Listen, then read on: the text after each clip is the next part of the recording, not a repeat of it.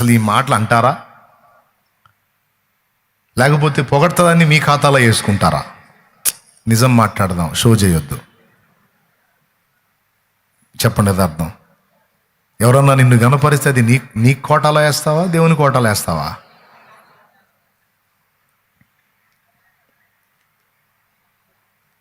దేనిని బట్టి కూడా అతిశయపడ వీల్లేదన్నాడు. కానీ ఏం జరుగుతుంది? మనం అసలు ఎలా ఉన్నామో, మన స్థితి ఎలాగుందో అనేది చాలామంది పట్టించుకోరు. ఎవరు కాళ్ళు కాదరు ఎగరేస్తానే ఉంటారు. నేను కరెక్ట్ అంటే నేను కరెక్ట్, నేను బాగున్నానంటే నేను బాగున్నానని. కానీ మనం ఎలాగున్నామో మనకు చెప్పాల్సింది, మనకు చూపాల్సింది దేవుడు. Praise the Lord. ఎవరు? దేవుడు. మనకు మనం సర్టిఫికేట్ ఇచ్చుకుంటే సరిపోదు, మనకు మనం శబాష్ అనుకుంటే సరిపోదు. దేవుడు ఇవ్వాలి, దేవుడు మెచ్చాలి. ఎందుకంటే మన అసలు రూపం, మన అసలు రంగు ఆయనకు తెలిసినంతగా మనకు కూడా తెలియదు మన గురించి. ఏమన్నా అర్థమైందని నేను చెప్పింది? స్తోత్రం చెప్పండి. 2 చేతులు ఎత్తి చెప్పొచ్చు, ఇబ్బంది ఏం లేదు.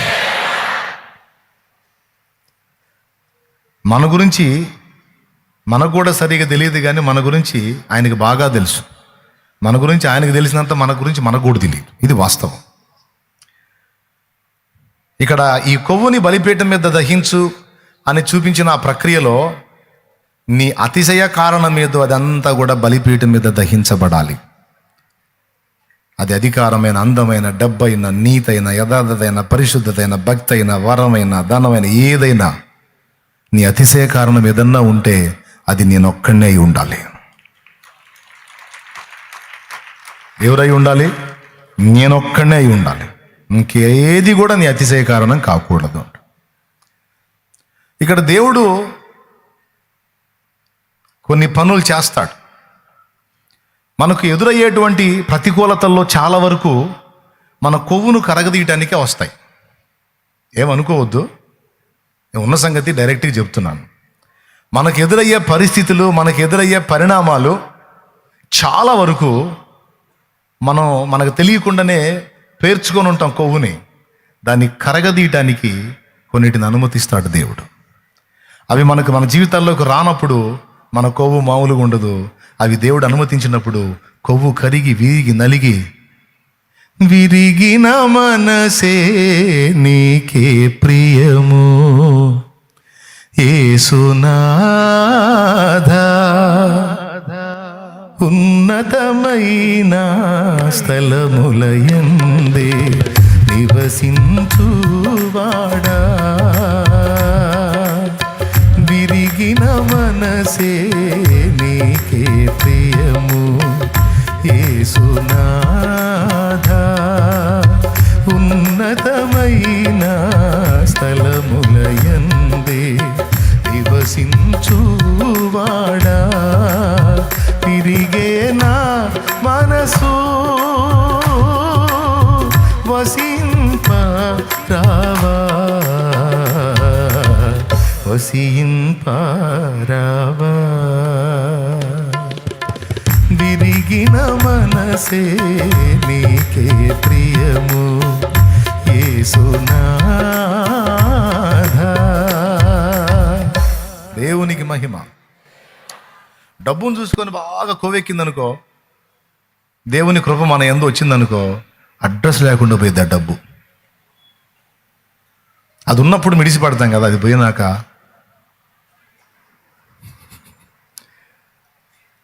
ధనము శాశ్వతమని కొంటిని ప్రభువా, అడ్రస్ లేకుండా పాయే, నువ్వే ప్రభువా నాకు దిక్కు అనే దీన మనసు వచ్చింది.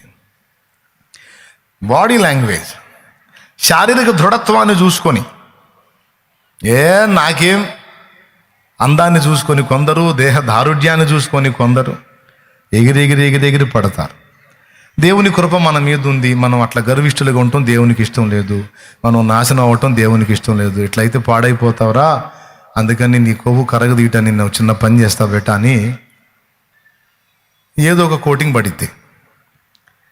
అప్పుడు ఈ అందం వికారం అయింది, ఆ దేహ దారుఢ్యం కాస్త బలహీనమైపోయి యాకోబు తొడగూడ వసలుగొట్టినప్పుడు కాళ్ళు పట్టుకున్నట్టు. తొడగూటి మీద దెబ్బ కొట్టక ముందు వరకు రొమ్ముకు రొమ్ము ఆనిచ్చి ఫైట్ చేశాడు యాకోబు. దేవుడు అతన్ని ఎంతకీ గెలవకుండుట చూచి తొడగూటి మీద కొట్టాడని ఉంది. దాని అర్థం ఏంటో తెలుసా? నిజంగా భౌతికంగా యాకోబు దేవుడిని గెలిచాడని కాదు. దేవుడు ఎక్కడ, యాకోబు ఎక్కడ? ఒక్క తన్నుదంతే దేవుడు అడ్రస్ కూడా లేకుండా పోతాడు యాకోబు. దేవుని బలం ఎక్కడ, యాకోబు బలం ఎక్కడ? దేవుడు యాకోబుని గెలవలేకపోయింది ఎక్కడంటే తన స్వీయ చిత్తములో, సొంత ఆలోచనలో, స్వాతిశయములో. అక్కడ విరిగిపోవాలి, నువ్వు తగ్గించుకోవాలి, ఇదిగో నా చిత్తానికి రావాలి, నాకు విధేయత చూపాలి అంటాడు దేవుడు. లేదు లేదు, నేను చెప్పినట్టు నువ్వు నాకు తోడై ఉండు, నేను నడుస్తా, నా వెంటబడి రా. అట్లా కాదు, నేను చెప్పిన మాట విను, నా మాట విను, నేను చెప్పిన ప్రకారం ఉన్నాడు, నేను ముందు వెళ్తా, నా వెనక నువ్వురా. అట్లా కాదు, అట్లయితే కుదరదు మనకి. నేను ముందు వెళ్తుంటా, నా వెంటబడ్డా, నీకు దశం భాగాలు ఇస్తా. కొంతమంది అదేగా, మారు మనసు పొందాయా అంటే మారు మనసు పొందాడు, బాప్తీసం పొందాయా అంటే బాప్తీసం పొందాడు, చర్చి కట్టిస్తానంటాడు. ఎవడికి కావాలి నీ చర్చి? నువ్వు గట్టించకపోతే దేవుడికి దిక్కు లేదు పాపం, ముసుకేసుకొని దిగులు వేసుకొని ఏడుస్తున్నాడు, నువ్వు గట్టించలేదని చర్చి. నువ్వు నీ చర్చి నీ తలకాయ. ముందు మారు మనసు పొంది బాప్తీస్మం పొంది పాపాలు కడుక్కొని పరిశుద్ధ మార్గంలోకి రానాయన అంటే అట్లా ఒప్పుకోరు కొంతమంది భక్తులు. దేవా నేను ముందు వెళ్తాను, నా వెంటబడి నువ్వురా. దేవుడు అంటాడు, కాస్త ఆగురా, నన్ను ముందు పోనీరా, కాస్త నన్ను ముందు పోనీరా. నువ్వు తెలివిగల్లోడివే కానీ ఈ తెలివితేటలు ఇక్కడ పనికి రావురా, నేను చెప్పి నిన్నురా అంటే ఆగడే. అంటే నేను నడుస్తాను నా ఇష్టం వచ్చినట్టు, నువ్వు నా వెంటబడరా అంటే మరి దేవుడికి మండదా? ఏమన్నా తను కాపాడుకునేవాడా? సొంత ఇష్టంగా పోయి, సొంత చిత్తంగా పోయి దేవుని సంకల్పాలు ఏమైనా నెరవేర్చే సీనుందా ఏ మనిషికైనా? మన జన్మ సార్థకం కావాలన్నా, మనలో దేవుని చిత్తం జరగాలన్నా మనల్ని మనం నడిపించుకోవాలా, ఆయన నడిపించాలా? అందరు నోరు తెరిచి చెప్పండి. మరి యాకోబేమో మాటింటల్లా. మరి యాకోబు మీద, యాకోబు సంతతి మీద వాగ్దానాలు, బోల్డ్ అన్ని ప్రణాళికలు ఉన్నాయి. కుర్రోడేమో చెక్కట్లా, అన్నీ బాగుండేసరికి ఎగిరెగిరి పడుతున్నాడు. చూశాడు చూశాడు చూశాడు, ఎంతకీ గెలవకుండుట చూచి ఒక్కటే ఒక దెబ్బ, దేన్ని బట్టి ఎగురుతున్నాడు దాని మీద కొట్టాడు. అప్పటిదాకా రొమ్ముకు రొమ్మానిచ్చినాడు, ఇప్పుడు కాళ్ళు పట్టుకుని ఆడవటం మొదలుపెట్టాడు. నా వేదనకు మితి లేదు, నా శోకానికి తుది లేదు, నీవుగాక జీవితాన ఆశయే లేదు. నా వేదనకు మితి లేదు, నా శోకానికి తుది లేదు, నీవుగాక జీవితాన ఆశయే లేదు, నీవుగాక జీవితాన ఆశయే లేదు. నా కోసం నువ్వు వస్తావని, నా ఆర్తధ్వని వింటావని, నా కోసం నువ్వు వస్తావని, ఆర్తధ్వని వింటావని ఎదురు చూస్తున్నాను, నిదుర కాస్తున్నాను, ఎదురు చూస్తున్నాను, నిదుర కాస్తున్నాను. దాటిపోబోకయ్యా, దాటిపోబోకయ్యా, యేసయ్యా నా దేవా, యేసయ్యా నా ప్రభువా, దాటిపోబోకయ్యా, దాటిపోబోకయ్యా.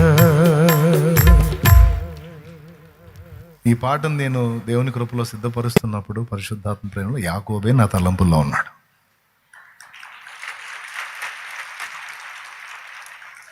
అటుపక్క అత్తగారింటి దగ్గర ఆదరణ లేదు, మామ చంపడానికి చూస్తున్నాడు. ఇటుపక్క తను పుట్టిన ఇంటి దగ్గర అన్న చంప చూస్తున్నాడు. ఇటు భద్రత లేదు, అటు భద్రత లేదు. మధ్యలో వేరే ప్రాంతానికి వెళితే తెలియని దగ్గర వాళ్ళు చంపుతారు. ఎటు పోవాలి నేను? ఏంది నా జీవితం ఎలా అయిపోయింది? ఏంది వరుసగా నేను ఏదో చేసుకుంటా వచ్చి ఇప్పుడు మోసుకుంటా వస్తున్నట్టుంది నా జీవితం ఏంది? ఎలా అయిపోయింది? ఎందుకు ఇలా అయిపోయాను నేను అప్పుడు దేవుని సమాధానం ఏంటి? యాకోబు, నీ మనసుకు తోచినట్టు నేను నడుస్తాను, నువ్వు నా వెంటబడి రమ్మన్నావుగా, మరి పదా, ఎటుపోతావో పదా, ముందు నుయ్యి వెనక గొయ్యి, మధ్యలో ఏకంగా సముద్రమే ఉందిదా. మరి ఇప్పుడు ఎట్లా? ప్రతి మనిషికి ఇలాంటి పాఠాన్ని నేర్పుతాడు దేవుడు. మన మనసుకు తోచినట్టు మనల్ని నడవనిస్తాడు. దాని ఫలితాలు ఏంటో మనం కొంత అనుభవించడానికి అవకాశం ఇస్తాడు. ఆ ఫలితాల చేదు అనుభవిస్తున్నప్పుడు ఎలా ఉంది అని అడుగుతాడు. చేదుగా ఉంది ప్రభువా, ఇకనైనా నా మాట వింటావా? వింటానయ్యా, ఇప్పుడు రా. దెబ్బ కొడితేనే లొంగేది, కొవ్వు కరిగితేనే లోబడేది. లేకపోతే వినరు మనుషులు. ఏం చేద్దాం? సామెతల్లో చెప్పాడు, బాలుని హృదయంలో మూఢత్వం స్వాభావికంగా పుట్టును, శిక్షాదండము దాన్ని తోలివేయును అని. దెబ్బ కొట్టకపోతే మాట వినే టైపు కాదు మనం. అందుకే ఎవరికి తగ్గ కోటింగ్ వాళ్ళకు ఉంటుంది. లేకపోతే మనం ఇశ్రాయేలుగా మారం, యాకోబు బతుకులోనే ఉంటాం. యాకోబు లాంటి మన బ్రతుకులు, మోసపూరితమైన బ్రతుకులు ఇశ్రాయేలుగా మారి జయ జీవితాన్ని అనుభవించాలంటే తొడగూటి మీద దెబ్బ తప్పదు. దేవుడే జోక్యం చేసుకొని మనలో అహాన్ని విరగొట్టక తప్పదు. మనలో స్వీయ చిత్తం, స్వీయత, సొంతం అనే దాన్ని విరగొట్టక తప్పదు. ఆ పని ఒక యాకోబు లైఫ్లోనే కాదు, నీ లైఫ్లో, నా లైఫ్లో కూడా ఆల్రెడీ దేవుడు చేశాడు. అవసరమైతే మళ్ళా చేస్తాడు కూడా. మంచిదే, మన మంచి కోసం. ఏమంటారు? లేకపోతే కొవ్వు డేంజర్ కాదు? డేంజరా కాదా? ఇప్పుడు చెప్పండి, ఒకప్పుడు నేను విర్రవీగిన మాట వాస్తవేనన్నా, ఇప్పుడు కొంచెం దిగింది నాకు అన్నోళ్ళు చేతులు ఎత్తండి బ్రదర్స్. అసలు భలే నచ్చుతారు బ్రదర్ మీరు నాకు, ఎందుకంటే జర్నీని యథార్థంగా మాట్లాడతారు. అందరూ చేతులు ఎత్తారు, చూడు ఎంత యథార్థంగా. ఒకప్పుడు నేను మామూలుగా మిడిసిపడలేదు, ఇప్పుడు నా మిడిసిపాటును అణిచి నన్ను దీనుడిగా చేశాడు దేవుడు అన్నోళ్ళు చేతులు ఎత్తండి. నేనైతే 2 చేతులు ఎత్తుతా. దేవునికి మహిమ. ఇప్పుడు చెప్పండి, కొవ్వంతయు ఎవరిది? మనది కాదు, ఆయనది. అతిశయం ఎవరు? ఆయన. అప్పుడు కాళ్ళు పట్టుకొని ఏడ్చి నన్ను దాటిపోవకని బాధపడ్డాడు. యాకోబు, తెల్లవారుచున్నది కనుక నన్ను పోనేమో అయ్యా. నైట్ అంతా నిద్రగాసి కూర్చున్నాను, ఎదురు చూస్తున్నాను, నిదుర కాస్తున్నాను. నాకు అర్థం కావట్లేదయ్యా, శూన్యులాగా మారిపోయింది. ఎటు పోవాలో అర్థం కావట్లేదు, చుట్టూ శత్రువులే. అడుగు తీసి అడుగు వేయలేని దీనస్థితికి నేను వచ్చాను. నాకు దారి చెప్పు, నన్ను కాపాడు. నా బోధ నువ్వు వింటాం కాదు దేవా, నువ్వు చెప్పినట్టు నేను వింటాను రాయ్యా అని కూర్చున్నాడు. తనెంతో ప్రేమించిన రాహేల్ను కూడా రేవు దాటిచ్చాడు, పిల్లల్ని రేవు దాటిచ్చాడు. దాసదాసి జనాంగం, పశువులు, సంవత్సరాలు కాచి సంపాదించిన మంద మొత్తాన్ని దాటించాడు. యాకోబు ఒక్కడే ఒంటరిగా మిగిలిపోయెను అనుంది. బిడ్డలారా, అప్పుడు వచ్చాడు దేవుడు. వీళ్ళందరితో కలగాపులగంగా ఉన్నప్పుడు రాలా ఆయన. యాకోబుకి అర్థమైంది, ఇవన్నీ పక్కన పెట్టాలి, నేను ఒంటరిగా ఆయన కోసం కూర్చోవాలి. ఇక నా హృదయంలో ఎవరికి దేనికి కూడా స్థానం ఉండకూడదు. నాకు ఆయనే కావాలి. ఆయనే నాకు ఇప్పుడు బోధ చేయాలి, ఆయనే నన్ను నడిపించాలి. దేవా, నీ కోసమే ఆగాను, రా, నువ్వు వచ్చి నాకు దారి చూపించకపోతే నాకేం అర్థం కావట్లేదని ఆగాడు. మ్యాటర్ దేవునికి అర్థమైంది. దేవుడు దిగొచ్చాడు. నీవు తప్ప నాకు ఈ లోకంలో ఎవరున్నారయ్యా, నీకు తప్ప నాలో ఎవరికి. దావీదు కుమారుడా, నన్ను దాటిపోకయ్యా, నజరేతువాడ నన్ను విడిచిపోకయ్యా. దావీదు కుమారుడా, నన్ను దాటిపోకయ్యా.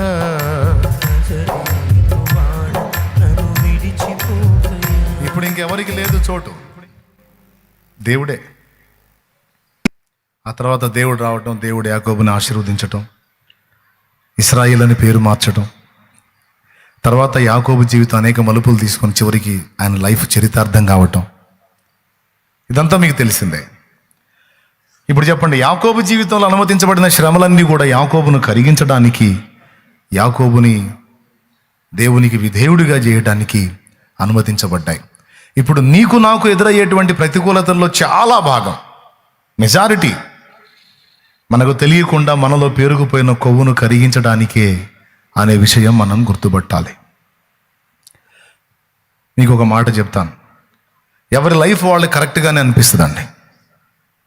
ఎవరి జీవితం వాళ్ళకి, ఎవరి ప్రవర్తన వాళ్ళకి, ఎవరి ఆలోచన వాళ్ళకి, ఎవరి మాట వాళ్ళకి నేనే రైట్, నేనే రైట్, నేనే రైట్, అవతలి వాళ్లే తేడా, అవతలి వాళ్లే తేడా అని అనుకునే నైజం అనేది ప్రతి నరుడికి ఉంటుంది, స్త్రీకైనా పురుషుడికైనా. ఆ మాట సామెతలు అన్నాడు. ఒకసారి చూద్దాం. సామెతల గ్రంథంలో 16వ అధ్యాయం ఒకసారి చూడండి, 25వ వచనం. సామెతల గ్రంథం 16:25 చూడండి. ఒకని మార్గము వాని దృష్టికి యథార్థముగా కనబడును, అయినను తుదకు అది మరణమునకు చేరును. ఆ మాట ఎప్పుడన్నా ఆలోచించారా మీరు? మళ్ళీ ఒకసారి చూడండి. ఒకని మార్గము వాని దృష్టికి యథార్థముగా కనబడును, అయినను తుదకు అది మరణమునకు చేరును. దేవునికి స్తోత్రం కలుగును గాక.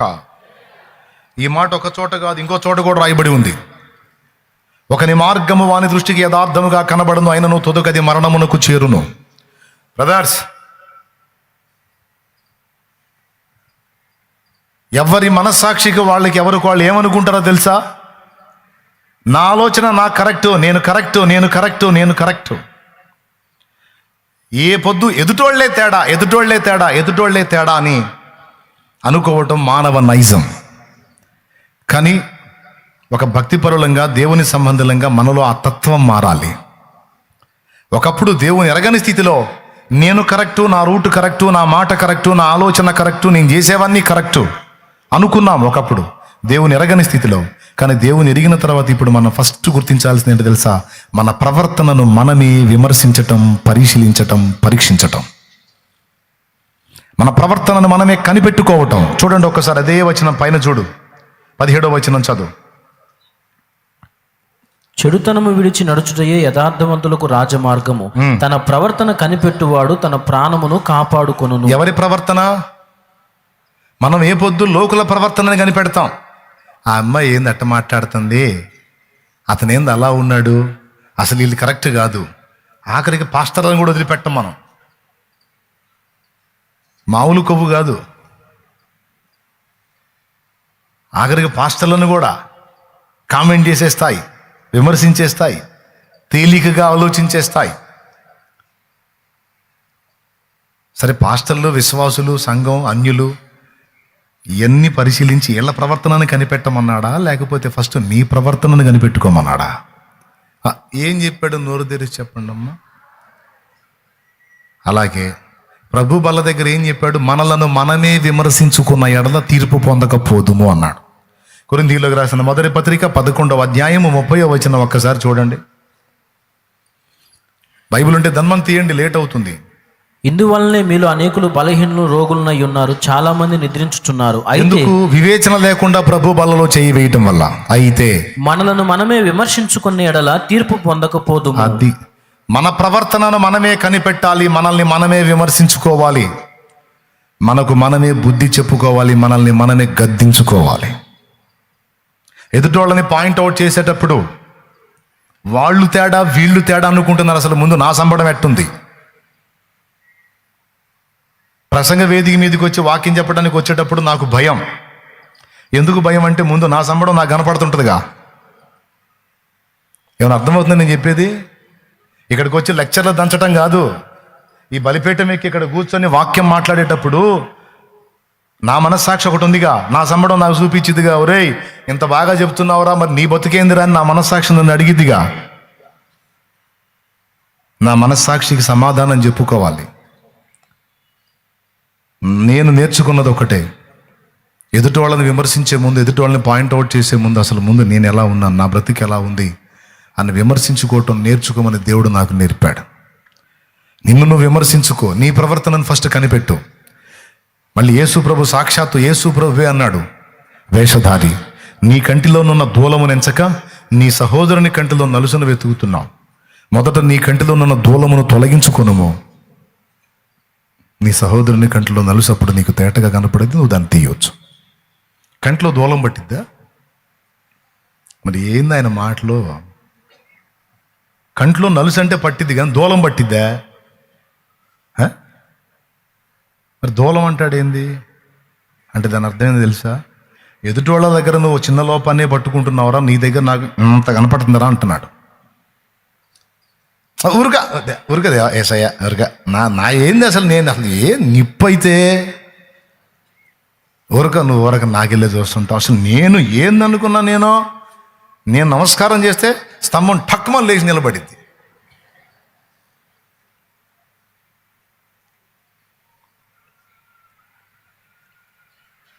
అసలు నేనేందయ్యా, నా దగ్గర ఒక తప్పు ఉందంటయా అన్నాడు ఏబు. ఆ మాట అన్న ఏబు నోటితోనే నేను అసహ్యుడనో, నేను నీచుడనో, నన్ను నేనే అసహించుకుంటున్నానో, బూడిదలో ధూళిలో పడి పశ్చాత్తాపడుతున్నాను అనిపించాడు దేవుడు.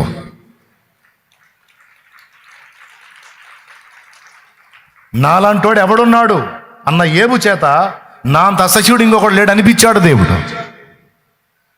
ఇక్కడ మన పాయింట్ ఏంటంటే, ఎక్కడెక్కడ మనం ఏ లోపాన్ని కలిగి ఉన్నామో, ఎక్కడెక్కడ మనం ఏ విధమైన తప్పటడుగులు వేస్తున్నామో, అసలు ఎక్కడెక్కడ మన బాడీలో కొవ్వు స్టాక్ అయి ఉందో ఆయనకు బాగా తెలుసు. అందుకే ఫస్ట్ గుర్తించాల్సింది ఏంటంటే, జీవం గల దేవుని సన్నిధిలో ఆయన పాదాల దగ్గరికి వచ్చినప్పుడు, అప్పుడే కాదు ఎప్పుడైనా సరే, మనల్ని మనం విమర్శించుకోవటం, మనల్ని మనం పాయింట్అవుట్ చేసుకోవటం, ఒక శత్రువు మనల్ని పాయింట్అవుట్ చేసినట్టు మనల్ని మనమే విమర్శించుకోవటం అన్నంత ఉత్తమం ఇంకొకటి లేదు.